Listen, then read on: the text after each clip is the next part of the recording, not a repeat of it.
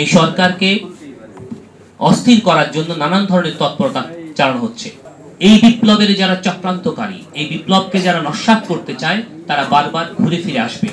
যুব অধিকার পরিষদের আরেকটি গোলটেবিল বৈঠকে আমরা একত্রিত হয়েছিলাম এবং সেখানে যুব অধিকার পরিষদের 7টি দফা উপস্থাপন করা হয়েছিল এবং আনন্দের সাথে বলবো যে যুব অধিকার পরিষদের সেই 7টি দফাও ছিল আমাদের চিন্তার এবং যুব আন্দোলনের চিন্তার, যুব পার্টির চিন্তার, সকল চিন্তার একটি জায়গায় আমরা দেখলাম যে কোনো পয়েন্টের সাথেই, কোন দফার সাথেই আমাদের মতবিরোধ নেই।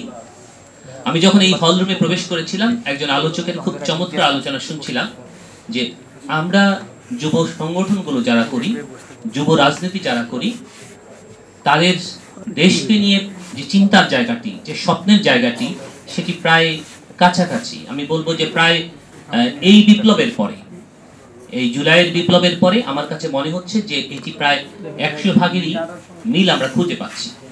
যদি তাই হয়ে থাকে তাহলে একটি স্বাধীন এবং সার্বভৌম বাংলাদেশ গঠন করার জন্য যুব সংগঠনগুলোর আজকে ঐক্যের কোনো বিকল্প নেই।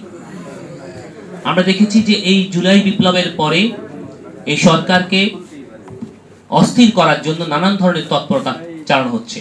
ফেসবুকে আমরা দেখি অনেকে স্যাটায়ার করে লেখেন যে ছাত্রলীগ কখনো আসে আনসারের বেশে, কখনো আসে টোকায়ের বেশে, বিভিন্নভাবে।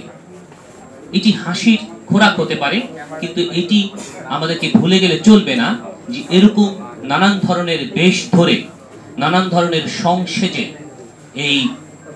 এই বিপ্লবের যারা চক্রান্তকারী, এই বিপ্লবকে যারা নস্যাৎ করতে চায়, তারা বারবার ঘুরে ফিরে আসবে। কখনো প্রেস ক্লাবে সমবেত হবে, কখনো শাহবাগে আসবে, নানানভাবে আসবে। তাই আজকে যুব শক্তির ঐক্যের কোনো বিকল্প নেই। যুব শক্তি যদি, যুব সংগঠনগুলো যদি ঐক্যবদ্ধভাবে রাজপথে থাকে, তাহলেই এই সরকার স্থিতিশীলভাবে তাদের কাজগুলো করে যেতে পারে। এই সরকারকে কেন গুরুত্ব দিচ্ছি? কারণ এই সরকার হচ্ছে একটি আন্দোলনের ফসল।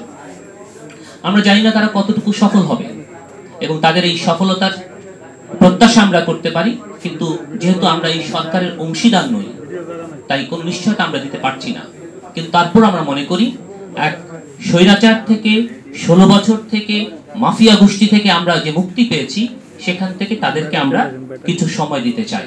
আমরা মনে করি আমাদের রাজনীতিবিদদের, জাতীয় পর্যায়ের রাজনীতিবিদ যারা রয়েছেন, মৌলিক কিছু প্রশ্নে তাদেরকে একমত হতে হবে। মৌলিক কিছু প্রশ্নে তারা ছাড় দেবেন না। মৌলিক কিছু প্রশ্নে তারা যদি ঐক্যবদ্ধ হন, তাহলে যে স্বাধীন নির্বাচন কমিশন কথা বলা হচ্ছে, যে সংবিধান পরিবর্তনের কথা হয়েছে, নাবি মাহমুদ বলেছেন অত্যন্ত সুন্দরভাবে, সেই সংবিধান পরিবর্তনের যে কথাটি বলা হয়েছে এবং হাজার হাজার কোটি টাকা যারা আত্মসাৎ করেছে, সেই অর্থ উদ্ধারের যে প্রশ্নগুলো রয়েছে, অর্থাৎ দেশকে গত 16টি বছর যে ধ্বংসের দ্বার প্রান্তে নিয়ে গেছে, সেখান থেকে মুক্ত করার যে মৌলিক যে প্রশ্নগুলো, সেই প্রশ্নের সাথে আমাদেরকে আগে একমত হতে হবে। এরপর আমাদের দৃষ্টিভঙ্গিগত যে বিষয়গুলো রয়েছে, সেগুলো হচ্ছে পরের আলোচনার বিষয়। কিন্তু আমরা যদি দৃষ্টিভঙ্গিগত মত পার্থক্যগুলোকে আগে নিয়ে আসি, তাহলে এই জাতি আবারও এক বড় ধরনের হতাশার মধ্যে পড়বে।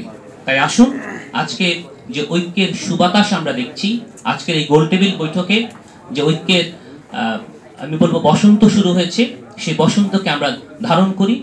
আজকে যুবকদের প্রত্যাশা একটাই, শুধু যুবক নয়, বাংলাদেশের 18 কোটি মানুষের প্রত্যাশা একটাই, সেটি হচ্ছে স্বাধীনতার সপক্ষের যে শক্তি, স্বাধীনতার অর্জনের যেই শক্তি, যে রক্ত, শ্রম, ঘাম যে বিলীন হয়েছে, সেই অর্জন যাতে ম্লান না হয়ে যায়। আর তার জন্য প্রয়োজন হচ্ছে ঐক্যবদ্ধ শক্তি।